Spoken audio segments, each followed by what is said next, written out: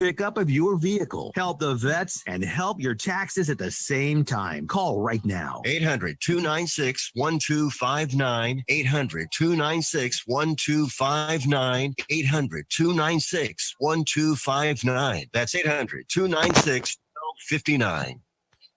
ESPN Blacksburg is W226AT Christiansburg, WPIN AM Dublin, and W246CR Christiansburg. It's time for the Hokie House pregame show. Join the guys right now at Hokie House for complete analysis of today's Virginia Tech football game. Now let's head upstairs at Hokie House for the show. It is time for the Hokie House pregame show on your local radio station. We are ESPN Blacksburg, and a good Thursday afternoon to all of you. My name is Paul Van Wagner. Andrew Alex doesn't have his headset on yet. Neither does Jeremy Counts. Tim Thomas is ready to go. Timmy, hi, buddy. How are you? Oh, yeah, I'm doing great, Paul. How are you? I am excellent. Jeremy put his headset on first, so I'll go to him next. How you doing? How you feeling? I'm good. You feeling all right? Good. You got your Stick It In shirt on, everybody? I do. We're going to bring the chant back. On the voice of college football. The kids are trying. We need institutional buy-in. Good luck. Good luck with that. Yeah. The Reverend, Mr. I'm going to steal your girl. Did you not get the memo about the orange and maroon? I didn't know what section we were in, so I just kind of picked, black. It's a nice polo. It's a nice polo. It's a nice polo. Seems like you're Timmy, you're also wearing black. Timmy's going to sit in the press box with me. I'm wearing gray. Jeremy is the only one that came prepared. I'm saving a lot of money. Always prepared. You are. That is true. Except for texting Emily. What's Emily doing? Say hi from us. I'm trying to get her down here right now. All right. She's delayed. So Virginia Tech knocks off Wofford on Saturday in front of a pretty decent crowd at Lane Stadium. I had an opportunity for the first time in the history of Paul Van Wagner being here in Blacksburg to attend the game as a fan. Thank you to Jeremy and his lovely and talented wife, Emily, for providing me with and my wife with those tickets. And we enjoyed ourselves. It was cool. But, Tim, it's weird, man, because, for so long, I have to sit there and just behave, and I forget that I can chant the HOKIES Hokies and all of that other stuff, and it was a little bit confusing to me. You got to watch me today, Timmy. If I start chanting in the press box, it's Jeremy's fault. Well, if Cole Beck gets on the field, you're probably going to yell and scream at me and point at him if he gets on the field for offense. You know I love me some Cole Beck. I do. I could tell in game 2 against Boston College when you looked at me from halfway across the press box. You knew. I will say you probably don't need to worry that much about Cole Beck getting it on offense.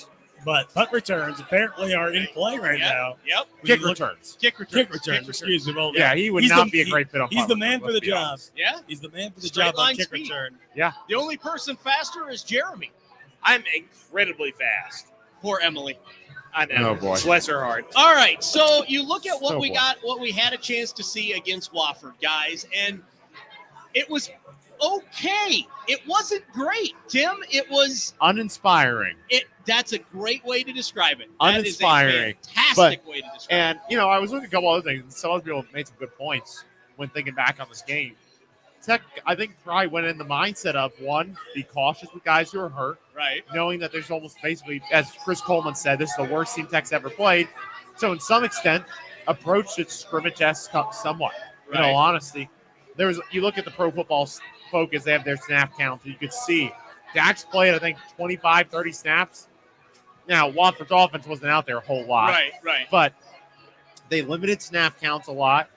Tech's defense did what they were supposed to do. The first team defense, which played with rotations for the first 3 quarters, didn't let Wofford pass 50. Job well done. The receivers played better. Job well done. Grant Wells, there were some things that weren't great. It was unspectacular, but the production numbers were there. Okay, good. He's got some momentum, it seems like. 2 straight games without turnover. The running game is a concern.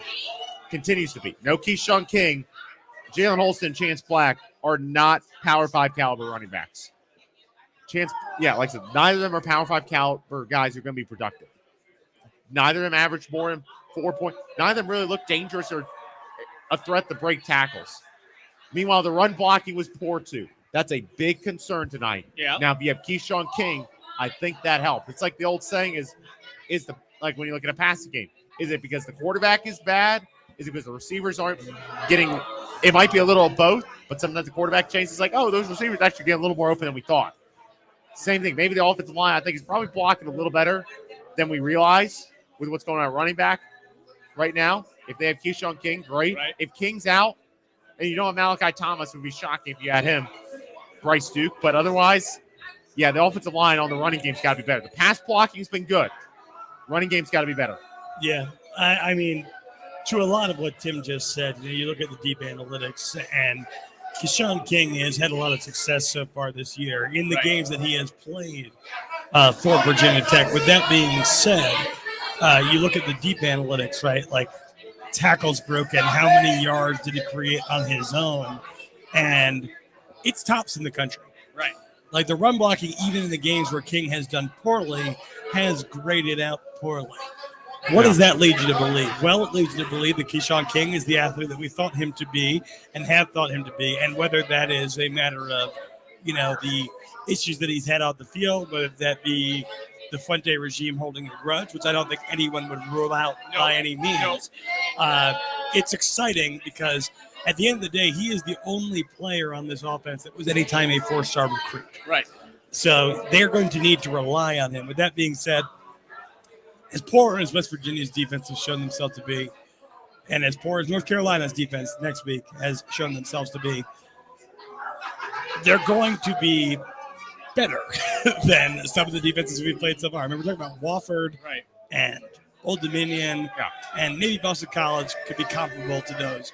But nonetheless, this offensive line is what worries me, because when you look at West Virginia, the athletes that they have on that offensive or on the defensive front, are guys with a shot of an NFL game. Well, they got Stills, who's been good, but that's one guy.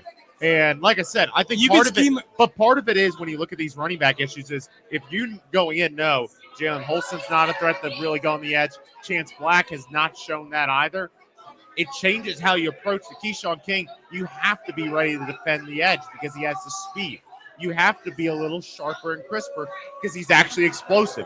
We saw it a little with Bryce Duke, because when he got it, he actually looked like a threat, and that means you actually have to – you can't just load the box. Now, part of one of the things I'd love to see maybe Tech do is not go as much 2 tight ends in the box. Maybe it's a Blubberek out in the slot, but try to stretch things out, especially with a guy like Keyshawn King.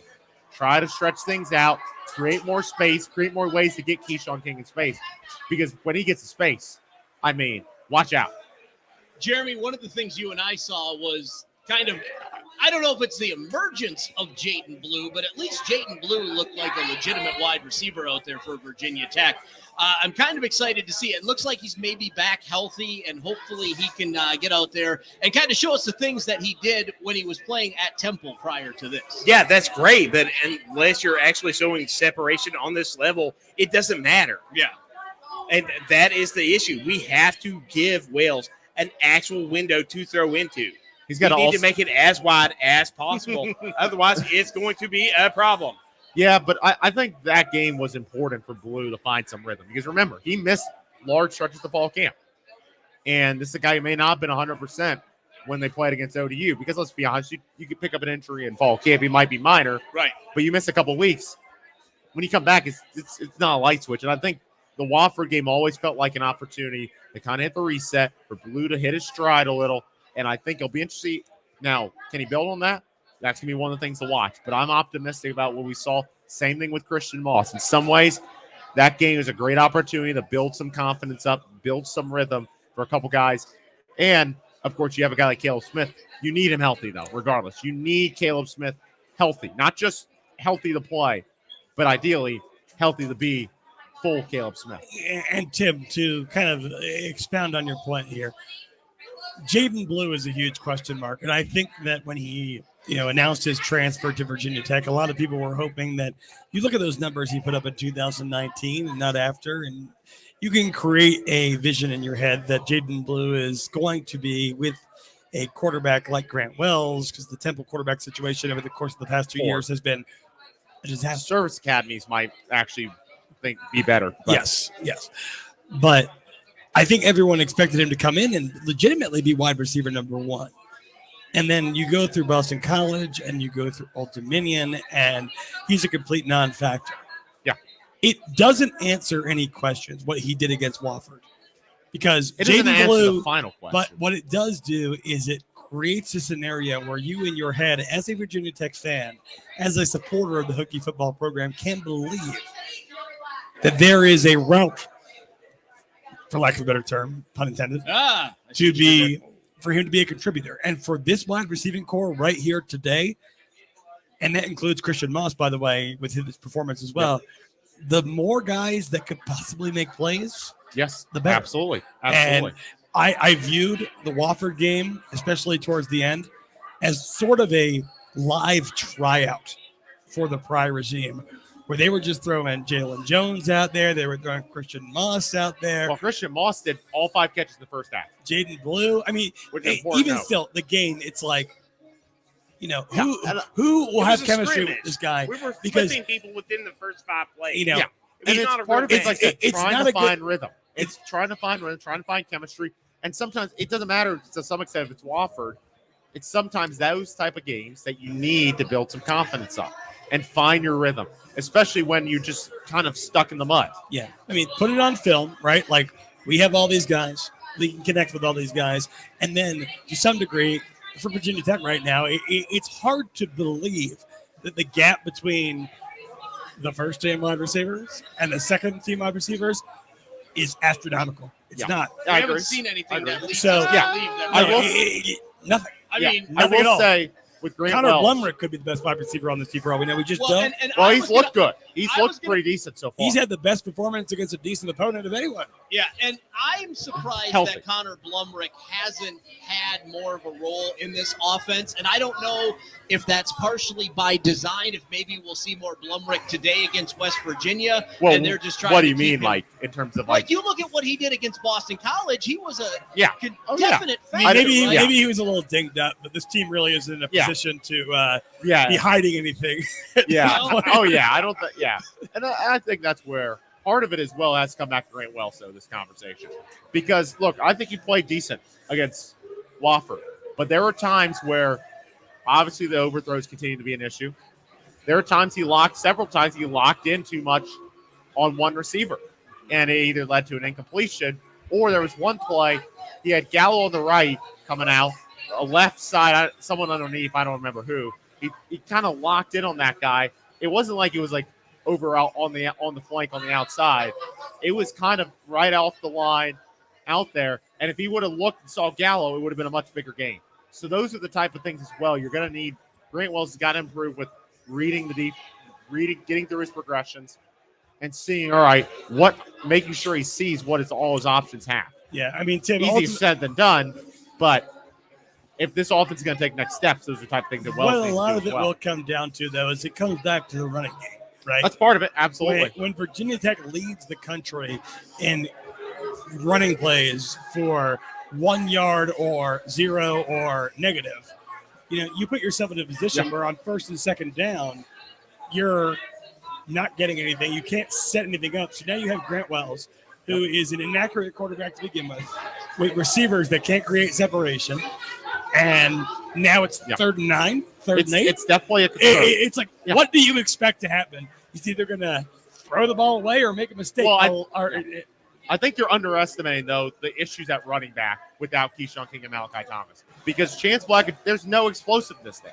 There is no, which, like I said, I know the Pro Football Focus. I know I know, but we've seen it in other games too, where Holston's been a non-factor, Black has been a non-factor basically when they get in there, and they don't have any explosiveness compared to Keyshawn King. And so, like I said, there are run blocking concerns, but the talent is there. We've seen it in the past. There's some sort of miss.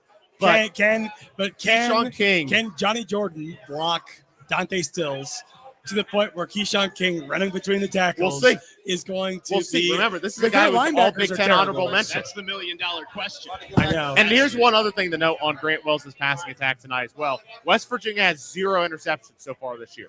They haven't picked off any one. Keep that. There's some concerns with this pass defense. There might be some more opportunities tonight. And like I said, one thing for Christian Moss is he showed that kind of another big body guy, another physical big body 50-50 ball type receiver who can win some of those physical catches. If you're not getting explosiveness, You got to be able to get separation that much, find other ways to win receptions. Moss has shown some of that potential. Let's take a quick break. When we come back, West Virginia, Virginia Tech. We'll take a look at this. These two schools are a lot closer than just the geographic content of this. We'll talk about that coming up. You're listening to the Hokie House pregame show on your local radio station. We are ESPN Blacksburg. We're coming from the left. We're coming from the right. We're charging right up the middle. Sports coverage from every angle. ESPN Blacksburg. We speak sports. Tackle even your toughest business challenges with support from First Bank and Trust Company. Hi, I'm Holly McClung, Business Relationship Representative for First Bank and Trust Company. We are in the business of supporting your business, and that's why we have a team specifically dedicated to supporting payroll, credit card processing, remote deposit, and other business operating needs. Make us your first choice for business solutions, backed by the local support of our team. Call us today at 540-260-9060 for a free consultation. Member FDIC. Are you a fan of racing? If you are, then you need to tune into ESPN Blacksburg every Saturday at 9 a.m. for the Motor Mile Speedway Power Hour. Each week, track announcer Scott Stevens and Mark Ebert will take you through all the cool things happening in the world of auto racing. Whether you're into local, regional, Cup Series racing, or all of the above, they'll cover it. The Motor Mile Speedway Power Hour, Saturdays from 9 a.m. till 10 a.m. right here on ESPN Blacksburg. Unwanted bugs sending your anxiety into overtime? This is Jay Tucker, Hokie alum and branch manager of Pest Management Services, Inc. As a 32-year-old family-owned and operated business, PMSI is proud to serve as the official pest control partner of the Hokies. We are always on the defense against general pests, mosquitoes, bed bugs, stink bugs, termites, wildlife, and even mold. For a free inspection, visit our website at mypmsi.com. That's mypmsi.com. Hi, I'm Terry Murphy from FinalLapRadio.com. And if you're looking for the latest in NASCAR news without all the clutter, check us out.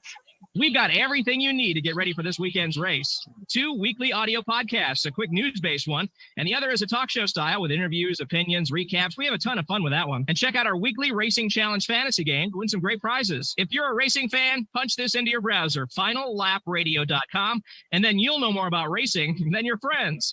It's all at FinalLapRadio.com. Here's a simple solution for you. If you have back pain, knee pain, or any other pain in your body, it's as simple as drinking a glass of water every day. Your body is over 60% water, and drinking the best water you can get is crucial for your health. Echo Antioxidant Water, developed by Synergy Science, is the best water you can drink, and it's only available through this special radio offer. Over 1,000 research studies have shown that the powerful antioxidant used in Echo Antioxidant Water can reduce inflammation, improve brain function, help you sleep better, and boost gut health. With just 2 glasses a day, you can experience these benefits right from the comfort of your home. Some people have even replaced their morning coffee jolt with Echo Antioxidant Water. Call now and learn which Echo product by Synergy Science is right for you. We offer free shipping and a full 30-day money-back guarantee. Change your health by simply changing your water. 800-944-1789. 800-944-1789. 800-944-1789. That's 800-944-1789. You probably think that you are better now, better now. You only say that cause I'm not around, not around. You know I never meant to let you down, let you down. Would've gave you anything, would've gave you everything. You know I said that I am better now. It's the Hokie House pregame show on your local radio station. We are ESPN Blacksburg, and a good Thursday afternoon to all of you. My name is Paul Van Wagner, the Reverend. Mr. I'm going to steal your girl. The Andrew Alex is sitting next to me. How are you? Good, man. I'm doing well. What a night to be here in Blacksburg, Virginia tonight. It's that is true. That is true. And the other Reverend, Mr. I'm going to steal the girl from Andrew that he stole from you. Tim Thomas joining us also today.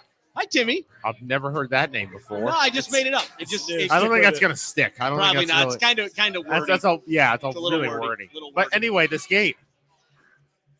The 25th ranked all-time record in college football belongs to Virginia Tech, a 605 win percentage. The 27th all-time win percentage in college football belongs to West Virginia. Neither team has ever won a national championship in college football. Why do you have to bring that up? I'm giving you. It's the reality. I'm giving you like for like comparisons. West Virginia has 770 wins in their history, 15th all time in college football. Virginia Tech has 765, 17th all time in college football.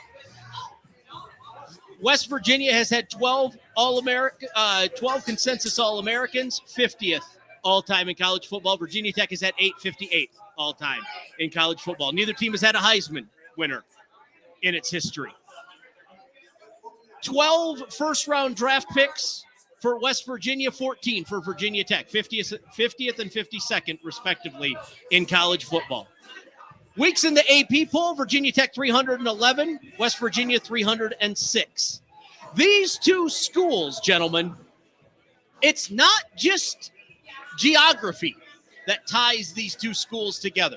In a lot of these national rankings all time in college football, we're not talking about just in your lifetime or my lifetime. It's all time in college football.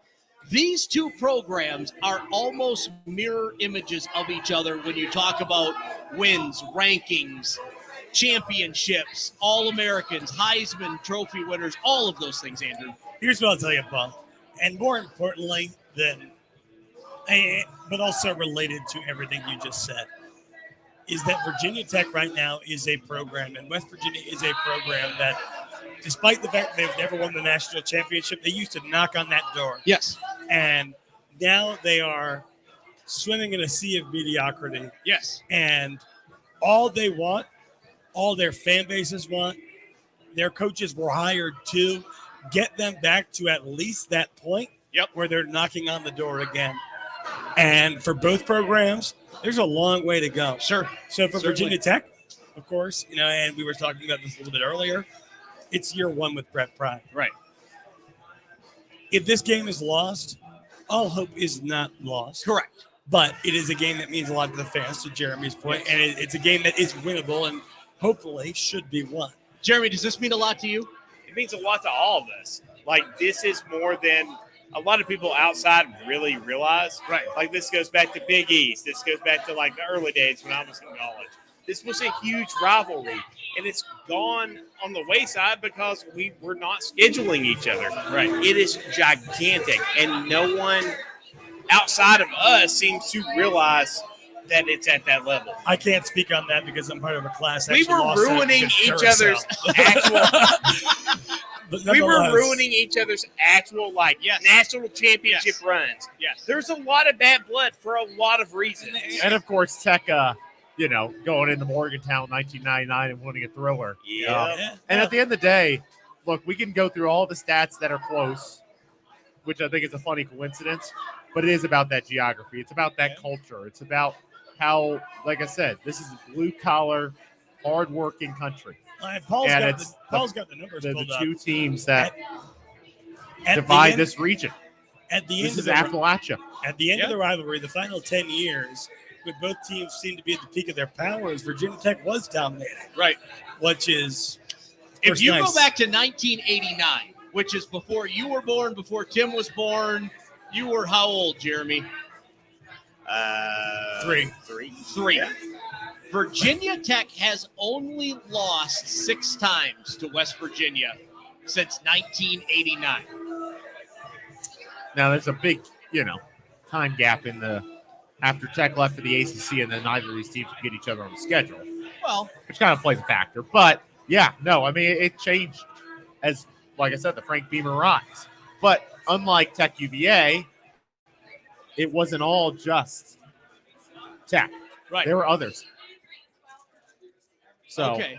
as I'm getting some. Oh, Timmy. Yep, Timmy, you're losing your food. That's Tim, is that your food? That is my Is food. that your food? And you Tim were Thomas, trying Tech to take away my Lunchpail, food. Yep, that's TechLunchpail.com. that. Don't give it to It's him. all me and Make the him- friends. make him Me and the earn it. friends Make here. him earn it. He's fine. It's me and the friends here. So Mike McDaniel joining us on the Voice of College Football. I'm taking the I easy way. exist. He lives. Look at that.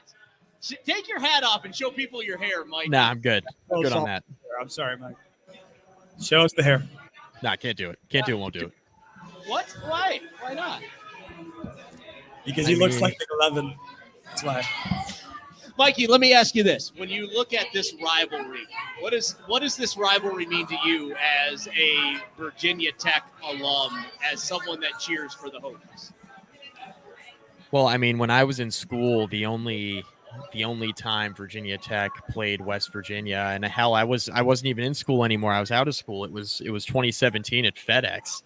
So, I mean, really, you have to go back to before I was even a student at Virginia Tech to point to the last time Virginia Tech played West Virginia. So the rivalry to me as an alum means a lot, only because I followed Virginia Tech before I got into school, right? So I understand what kind of rivalry this is and this was.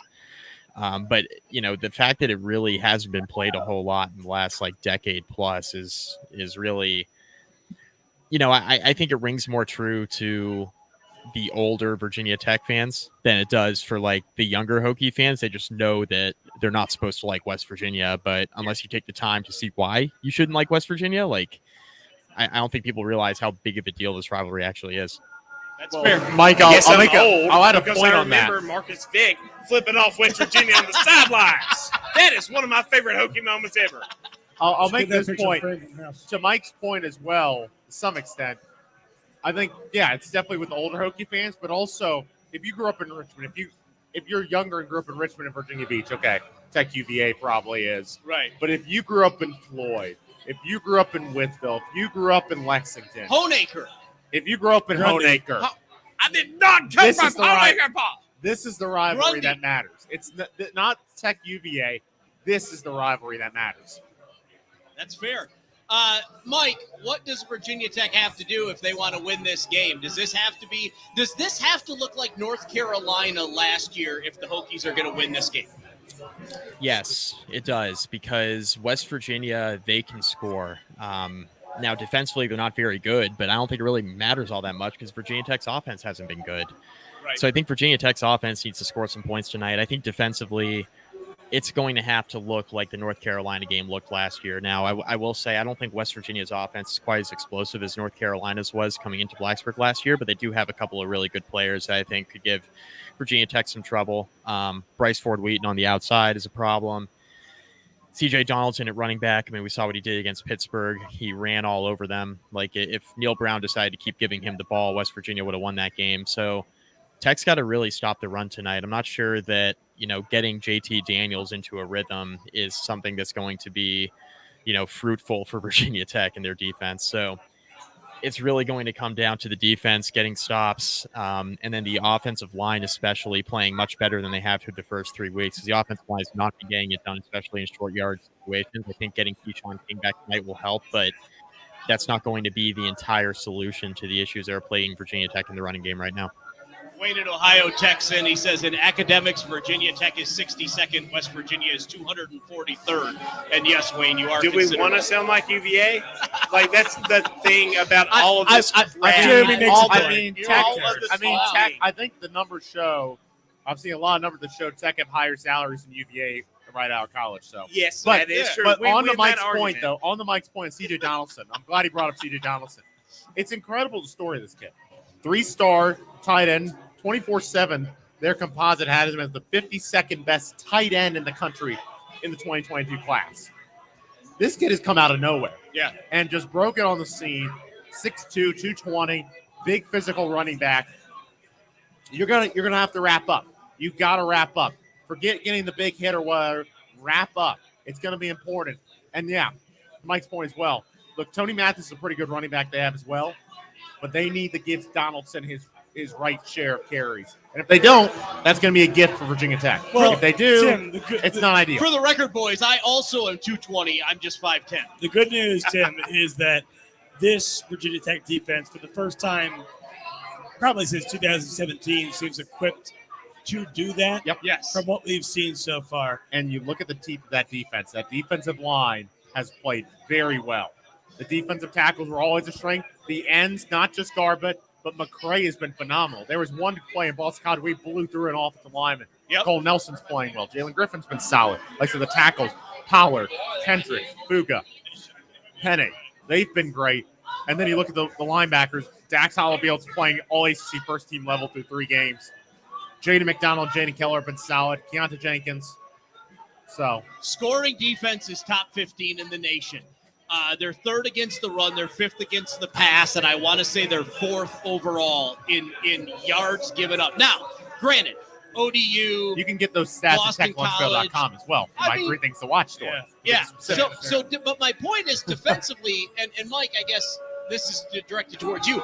Defensively, that 11 guys can factor in immensely and can slow down this West Virginia offense. The question is, can the defense score, or can the offense score for Virginia Tech?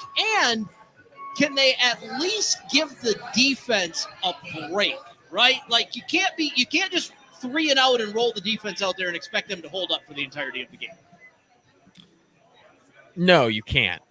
I think the offense does need to run the ball and just sustain drives a little bit, right? I think that's something that Virginia Tech has struggled to do even last Saturday against Wofford in the second half. Like, keep the defense off the field, because I think the one thing I will say about Virginia Tech's first 3 games is they have not played an offense as good as West Virginia's yet, not even close. Right. I mean, Boston College's offense is going to be near the bottom of the Power 5 because they can't block anybody. Old Dominion's offense barely scored in that game against Virginia Tech. So, and Wofford's Wofford, right? So, Virginia Tech hasn't played a real good offense yet. And this is the first time they're playing a legitimate offense. And it's going to be harder, I think, for the defense to just continuously be asked to go out after the offense has gone 3 and out, to ask the defense, time after time, possession after possession, to go back out there and do the exact same thing they did before. It's not going to be as easy to do that tonight. It just simply is not. So I think the offense really needs to sustain drives. This has to be, a 4-quarter complimentary football game in order for Virginia Tech to win, because I think if the offense stalls out, especially early on in this game, I think it's going to be a long night, because I think this offense of West Virginia, they have too much team speed. I think they'll wear you down over 4 quarters. So it's going to be really important for Virginia Tech's offense to play much better than they have over the first 3 games tonight. Yep. Jag Plus on the Voice of College Football page asks, do you think that Grant Wells can improve and lead Tech to a win if this game is close? If it comes down to him being the difference maker, could Grant Wells be that guy for Virginia Tech tonight? Yes, because of the matchup. Because West Virginia, their pass defense has not looked great so far. 0 interceptions that they forced in 3 games against Pitt, Kansas, and Towson. They didn't even get an interception against Towson. Of course, you could argue, all right, they're playing teams that didn't get an FCS, whatever. But they have some issues in the secondary. And I think that gives you some hope if you're a Tech fan and you're breaking down this game. All right, Grant Wells had issues with interceptions, but no interceptions the past 2 games against the West Virginia team that hasn't forced an interception yet this season. That's a good stat going in. That's good. Fair. That's a positive for Tech on paper in this Andrew, game. your thought? Here's what I'll say. Here's where Grant Wells could be the difference maker, and I know Mike McDaniel will agree with me wholeheartedly on this one. I don't see a Don't path, do it, Mike. I don't see a path to victory for Virginia Tech where you lose the turnover margin. Yeah, I don't. Yeah, that's fair. With an offense like JT Daniels and West Virginia has right now, you can't give them a short field. So can Virginia Tech defense win the game, or at least hold West Virginia to a reasonable margin in drives that start beyond that 50-yard line point? I believe so. And I could be wrong, but I believe so. But if we're going to give West Virginia the ball at the 30-yard line, Virginia Tech 30-yard line, it's over. Yeah. So you have to force them into more mistakes than you make them yourself. Yep. And, based on what we've seen from Grant Wells, not just so far this season, but also in his career at Marshall so far, that seems like a tall order. He's capable, but it's a big question of the game, in my opinion. And you know who that football rule apparently doesn't – that traditional football rule doesn't apply to it this year? UVA, because they had Illinois had 4 turnovers against them in the first half, and they were down 18 points. Just saw it, Brian. The game will be decided by West Virginia secondary. That's fair. All right, quick break. When we come back, we'll take a look at some games around the rest of the ACC. You're listening to the Hokie House pregame show on your local radio station. We are ESPN Blacksburg. This is Luke Kuechly. I'm excited to join Jake Delhomme, Jordan Gross, and the entire Panthers radio family. Hear all the action of Panthers football right here on the ESPN Blacksburg and ESPNBlacksburg.com. You can't get much for $5 these days. Unless you go to Wendy's for a $5 biggie bag. Get your choice of double stack, junior bacon cheeseburger, or crispy chicken BLT, plus 4-piece nugs, fries, and a drink, all for just $5.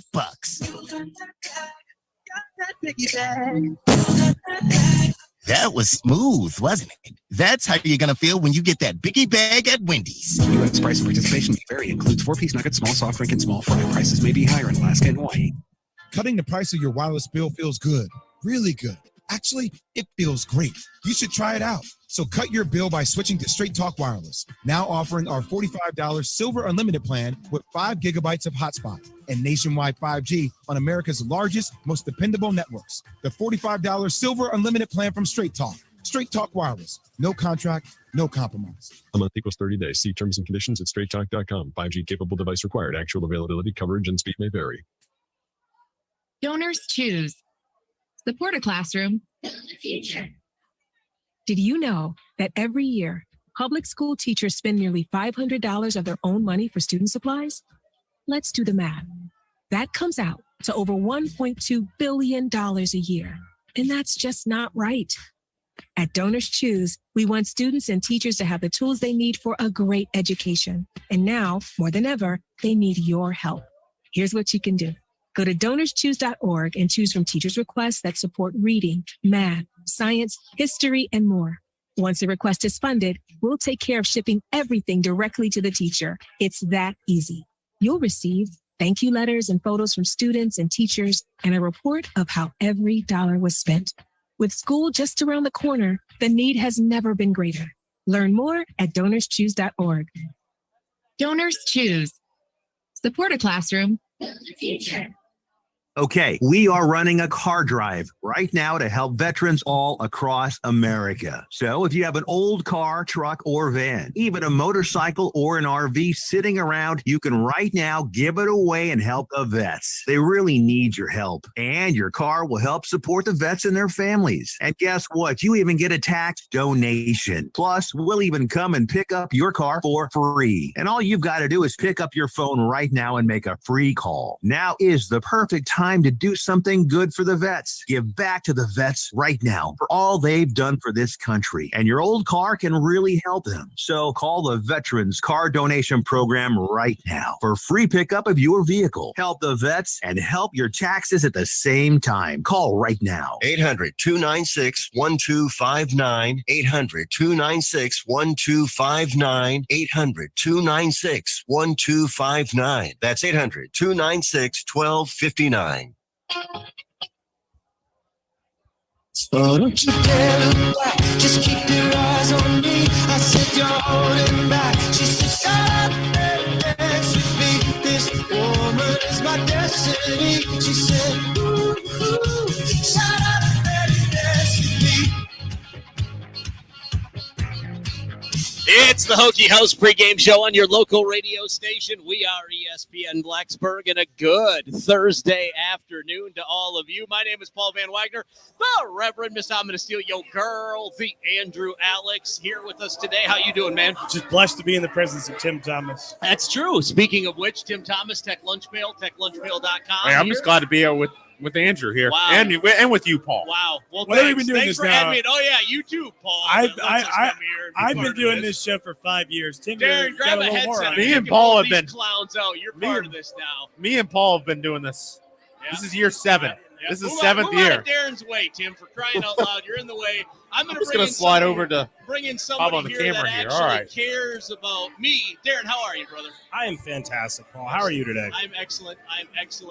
Tell the people, if they're looking for shirts, how do they go about getting shirts? Oh, you need some shirts. Yeah. You tell can the go to people. soulstitchedny.com and fill out an order form, and I can help you with anything and everything. I'll make you whatever you want. As We fast still as gotta possible. work on the participation ribbon. Oh my goodness! On the- We have a 2021 participation shirt, but we're in 2022. That's okay. I'll take the 2021 because it's still pertinent. Yeah, it is. So It is. We got a lot to hand out.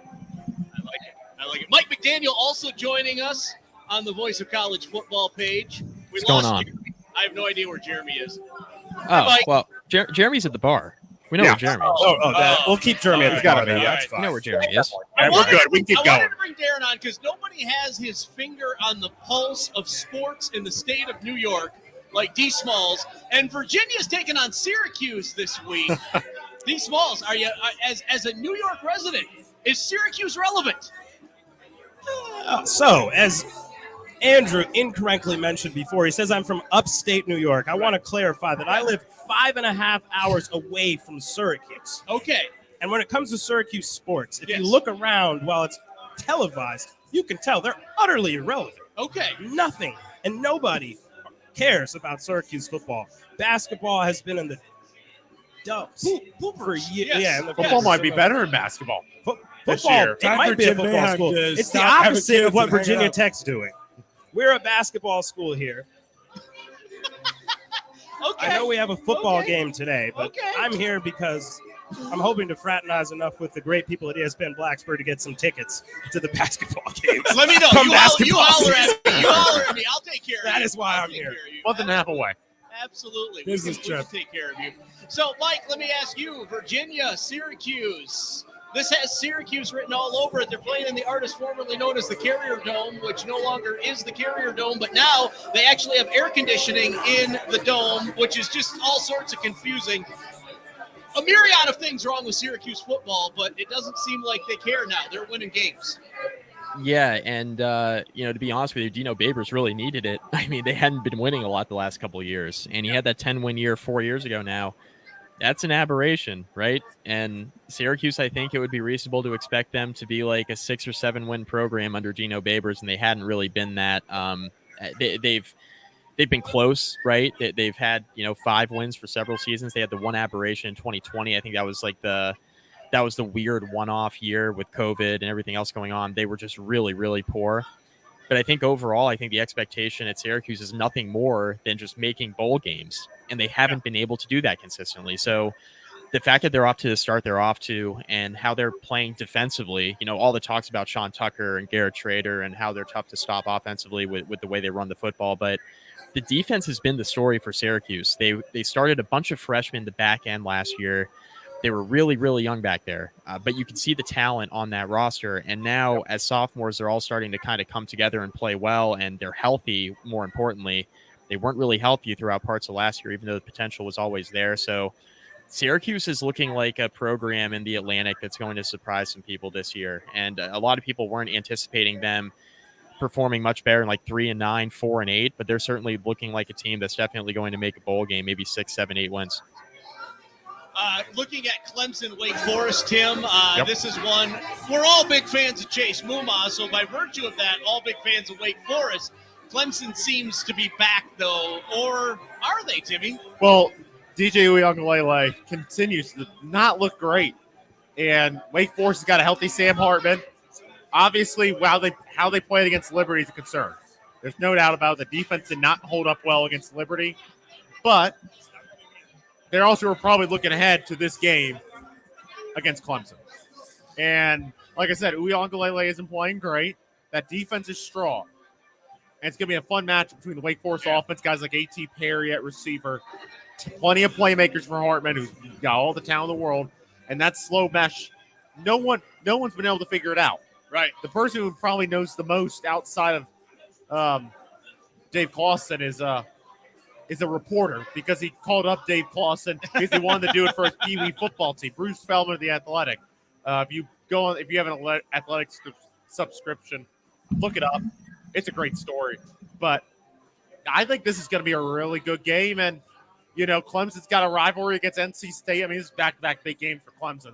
They're going to really say, is Clemson back to being, sharpie them into the playoffs, or could there be a different ACC team rising from the ashes? Okay. To lead the playoff Tim, contention ship? I will ask you the question then.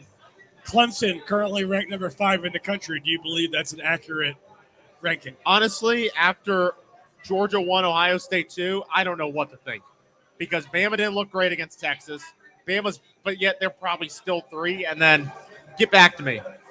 Michigan's been the other team looks good, but they're all 3 of their wins are against ESPN bottom 10 teams. So Duke at Kansas, Andrew. I like the Jayhawks in this one, believe it or not. I've always said DDD, don't doubt Duke. And when it comes to ACC play, they're a team that, they might not be very good, but they're going to be more pesky than we thought they would be coming into the season. Mike Elko, by the way, who sources have told me if Brent Pry wasn't the guy, it would have been Mike Elko. So don't scoff at that hire. It's a very good hire for Duke, but that's a tough job to succeed at. David Cutcliffe, he wrote the book on how to do it right there. They have a long way to go. Leopold at Kansas, he's incredible. He's making magic happen. Nebraska should just say, "Hey, bring Struck." Well, how much? And Nebraska, and I can tell you this because I have inside sources there too. They're chanting Urban Meyer. Oh, good God! No I one hope wants they do. that. I hope they do. No one I hope wants they do to see because that. that'll set them back. Honestly, even Paul, farther. me too. Mike McDaniel, one more because you're a shill for Notre Dame. Notre Dame at UNC. What you got? Oh, it's a pick or what's going on? Just what's going on. We'll make a pick. Notre Dame's offense is really, really bad. And the thing is, this is a this is a clash of what's going to work better, Notre Dame's offense or North Carolina's defense. I am on the record saying that we should be betting the over on every single North Carolina game this year. Their defense is that bad. Maybe except for this one, right? Maybe except for this game. But I could see a scenario, because things have been weird with North Carolina and Notre Dame so far this year. I could see a scenario where this game goes over, plays into North Carolina's favor, where they're scoring 1 million points. I could see this, just the way college football has gone so far this year. I could see a scenario where this game gets the way that North Carolina wants it to be, gets high scoring, right? And Notre Dame wins anyway. I could absolutely see that happening. So, Mike, what you're saying is the Fuente regime didn't miss that badly on those 4-star defensive players that ended up going to play for Mac Brown rather than him? Yeah, I know. Imagine that.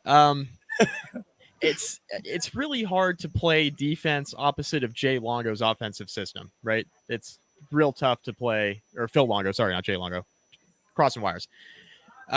Phil Longo's offensive system, it's really hard to play opposite that defensively. That's why Jay Bateman didn't work out, and that's why Gene Chiswick's not working out either.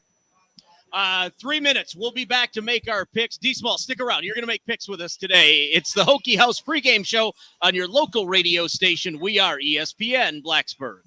This is Luke Kuechly. Listen to Panthers football all season long, right here on ESPN Blacksburg and ESPNBlacksburg.com. ESPN Radio Sports Beat with Jason Fitz. We need to remember that Robert Sarver was never the victim. And that's important to remind everybody of, given the statement he made in announcing that he's going to be looking for a buyer for both the Suns and the Mercury. He called society unforgiving, talked about how he thought his time away would give him the opportunity to recenter, but obviously that's not going to be possible. He made it sound like essentially everybody else has stacked it against him. The problem is, how can you call society unforgiving when you have yet to actually ask for forgiveness? Step one for asking for compassion is standing up and admitting why you need it. Robert Sarver has refused to do that, and now in the process of selling his team, by the way, for a profit of over $1 billion, he can turn around and become suddenly the victim, the martyr. Man, we got to be better than that. We can't allow that to happen. There were very clear steps that could have been taken that could have given us the opportunity to welcome Robert Sarver back. He just chose not to take those steps. In 60 seconds, how he could have handled it. Cutting the price of your wireless bill feels good, really good. Actually, it feels great. You should try it out. So cut your bill by switching to Straight Talk Wireless, now offering our $45 Silver Unlimited plan with 5 gigabytes of hotspot and nationwide 5G on America's largest, most dependable networks. The $45 Silver Unlimited plan from Straight Talk. Straight Talk Wireless. No contract, no compromise. A month equals 30 days. See terms and conditions at straighttalk.com. 5G capable device required. Actual availability, coverage, and speed may vary. You can't get much for $5 these days, unless you go to Wendy's for a $5 biggie bag. Get your choice of double stack, junior bacon cheeseburger, or crispy chicken BLT, plus 4-piece nugs, fries, and a drink, all for just $5.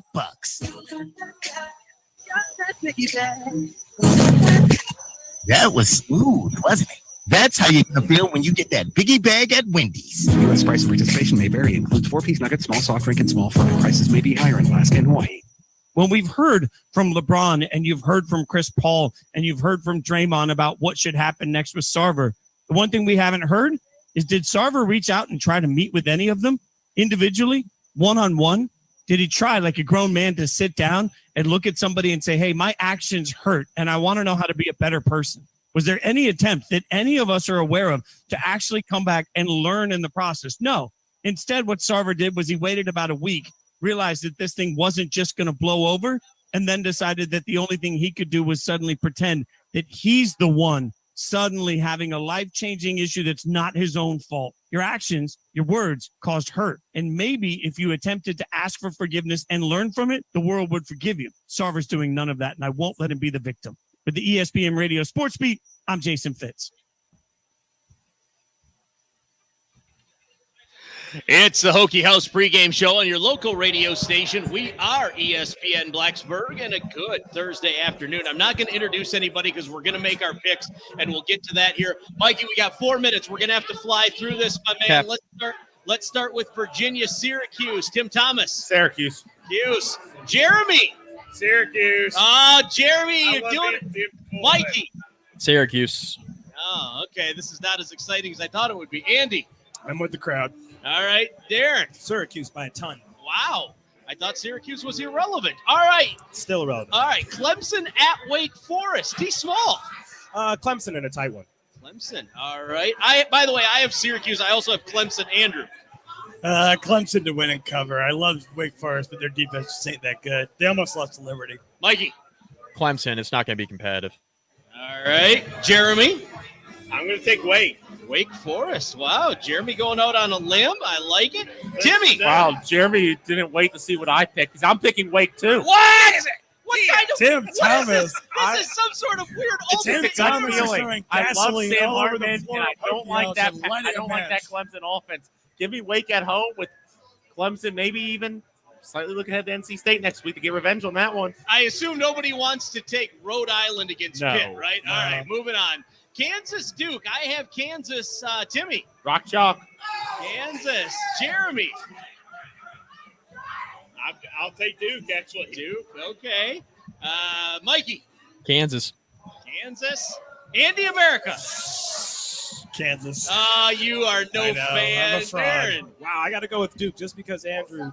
That's fair. Wow. That is fair. Didn't see that I coming. get behind that. Louisville at South Florida rather at Louisville. Darren. Louisville, even though I hate watching them play. That's fair. Andrew. I'll take South Florida. Why not? All right. South Florida almost beat real Florida last week. That is true. Mikey. Louisville. They better be careful, though. All right. Jeremy. South Florida because Louisville's a trash area. That is fair. Timmy. Louisville. All right. Tim likes the trash area of Louisville. Miami, Middle Tennessee. Nobody wants Middle Tennessee, do they? Nope. Okay. Give me Rick Stockstill. I was going to say, Andrew wants Middle Tennessee. I'm kidding, but Okay. they'll cover. I mean, I'll give it to you if you want it. I don't. All right. They'll cover. All Big right. spread. Notre Dame at North Carolina, Darren. Notre Dame, even though they're kind of a shell of what that program should be right now. That's fair. Andy? I'm with Darren. Notre Dame. I also have Notre Dame, by the way. Mikey? Notre Dame. Wow. Tim. North Carolina. Timmy. UNC, Jeremy? I'm taking UNC. What? You made this so easy for me. Notre Dame, even though I hate Notre Dame, All but I right. hate them less than UNC. All right. Let's I'm a man of see. emotions. Central Florida versus Georgia Tech. Let's go, Jeremy. What was it? UCF, Georgia Tech. I'm going to take UCF. Okay. Timmy. UCF.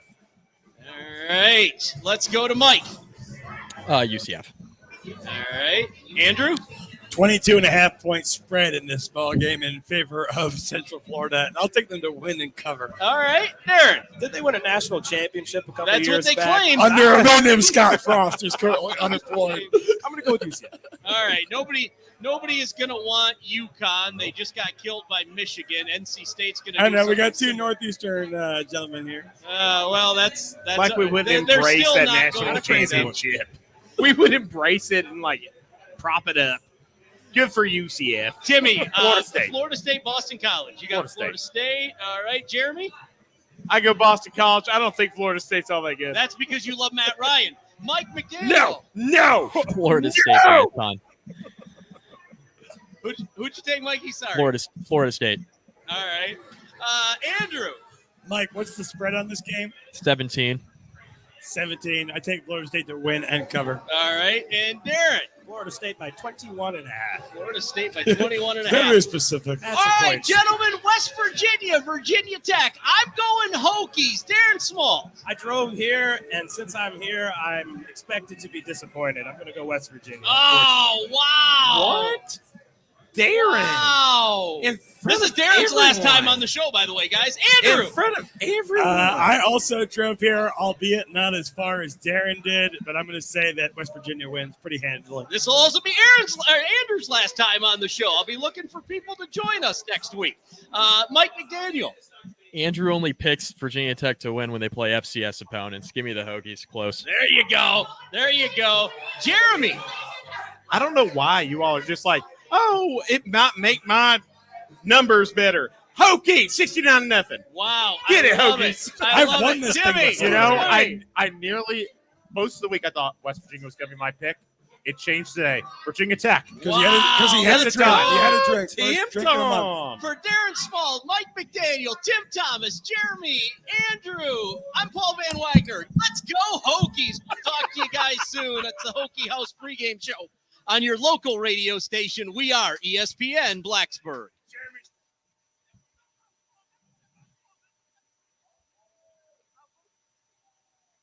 State Farm agent Chris Terman at 1500 North Main Street appreciates Blacksburg's unique needs because for him, it's home. He's a second-generation agent, and he's deeply invested in his community. So whether it's auto, homeowners, or renter's insurance, let Chris Terman State Farm protect you from life's unexpected events. Call Chris Terman at 953-2300 or stop by 1500 North Main in Blacksburg. Chris Terman and his team will provide you with excellent customer service.